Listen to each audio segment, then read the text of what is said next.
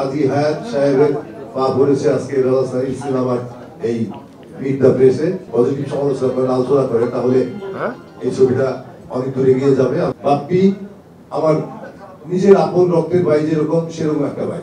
আমার এত বড় স্পর্ধা ছিল না যে আমি কাজী হায়াত দাদা চাইলে আমি রিকশন করতাম। ছবিটি নির্মাণ করতে গেলে যে পরিচালকের কতটা কষ্ট হয় সেটা আমি অনুধাবন করতে পারি, কারণ আমি নিজেও নির্মাতা একজন। আর বেলাসানি একদম নতুন, এই মুহূর্তে বলা যায় যে তার ছবি আলোর মুখ দেখেনি এখন পর্যন্ত। আগামী 13 ডিসেম্বর রিলিজ হবে। আমার দর্শক যারা আছে, শাহিন সুমনের দর্শক যারা আছে, আমার শ্রদ্ধাভাজন এখানে কাজী হায়াত দাদা আছে, আমার মাথার মুকুট, যাকে আমি সবসময় বলি আমার মাথার মুকুট, ওনার কাছ থেকে আমরা অনুপ্রাণিত হয়েছিলাম, সিনেমা তৈরি করেছিলাম। ওনার শ্রদ্ধার জায়গা আমার আকাশ জায়গা আমার কাছে, এবং উনি এখানে এসছেন, এটা আলোকিত একটা বিষয়। কাজী হায়াত সাহেবের পা পড়েছে আজকে রাজধানী সিনেমার এই মিট দ্য প্রেসে। তো এটা একটা আলোকিত দিক আমি মনে করবো সিনেমার দিক থেকে, এবং বেলাসানির জন্য একটা বড় ধরনের দোয়া। আমি বিশ্বাস করি আপনারা যারা আছেন সাংবাদিক ভাই বন্ধু, আপনারা যদি একটু প্রচার প্রচারণা করেন, একটু ভালো নেগেটিভ না বলে পজিটিভ সমালোচনা করেন, আলোচনা করেন, তাহলে এই ছবিটা অনেক দূরে এগিয়ে যাবে, এবং আপনাদের সহযোগিতা একান্তভাবে কামনা করছি। বেলাসানির আজকের প্রথম ছবি, ওর কিছু কাজ দেখেছিলাম, আমি ট্রেলার দেখেছিলাম, টিজার দেখেছিলাম। ও অনেক আবেগ, অনেক গল্প বলে ফেলেছে আপনাদের সামনে। নতুন পরিচালক, অনেক কিছু হয়তো বা দ্রুত ছাপানির মধ্যে সহজ সরল আছে, হয়তো বা আমরা যারা দীর্ঘদিন কাজ করছি তারা হয়তো বা অনেকটাই প্রকাশ করতাম না, কিন্তু ওর মনের আবেগ, দুঃখ, বেদনা এবং স্বতঃস্ফূর্ততা এই মুহূর্তে যে আপনার সামনে আছেন, সেজন্য ভালোবাসা শেয়ার করার জন্য অনেক কিছু বলেছে। ধন্যবাদ বেলাসানি এই সততার জন্য, এই সরলতার জন্য। আমার এইখানে বসা আছে বাপ্পি চৌধুরী, ডেঞ্জার জোনের নায়ক। আমি তাকে নায়ক বলি না, মানে বললে এই কারণে ও আমার হচ্ছে অন্য এক মানুষ। বাপ্পি আমার নিজের আপন রক্তের ভাই, যেরকম সেরকম একটা ভাই।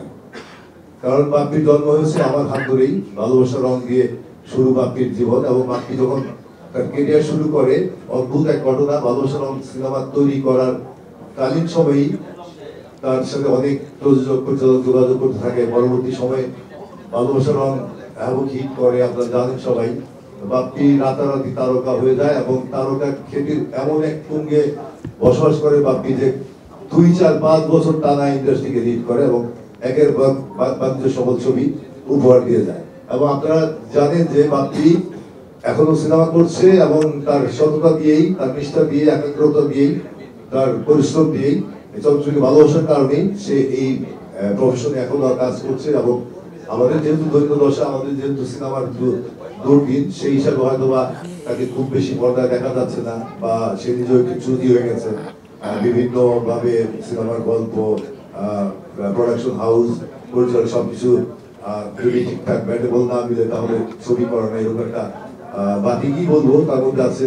একটা শিল্পীর সেই স্বাধীনতা আছে, সেই তার কাজটা প্রপারলি করবে, সেটাই ঠিক।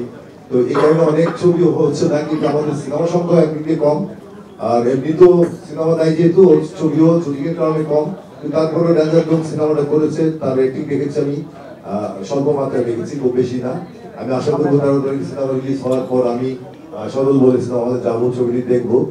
আর যদিও আমার নির্বাচন এই ডিসেম্বর 28 তারিখে চলচ্চিত্র পরিষদ সমিতি নির্বাচন, আমি আমার শ্রদ্ধাভাজন দাদা, আমার গুরু কাজী হায়াত দাদার পৃষ্ঠপোষকতায়, তার একদম একনিষ্ঠ কর্মী হিসাবে তার একটি সিলেক্টিভ প্যানেলে আমি ইলেকশন করছি। উনি আমাকে সেই পদে নির্বাচন করাচ্ছেন। উনি যে পদে এই মুহূর্তে আছেন, বহাল আছেন, আমার শ্রদ্ধাভাজন কাজী হায়াত দাদা, বাংলাদেশ চলচ্চিত্র পরিচালক সমিতির সম্মানিত প্রেসিডেন্ট। উনি শারীরিক কারণে, আমরা চেয়েছিলাম যে উনি এইভাবে করুক ইলেকশনটা, শারীরিক কারণে উনি অক্ষমতা প্রকাশ করে বলেছে যে তুই কর। এবং আমার এত বড় স্পর্ধা ছিল না যে আমি কাজী হায়াত দাদা চাইলে আমি ইলেকশন করতাম।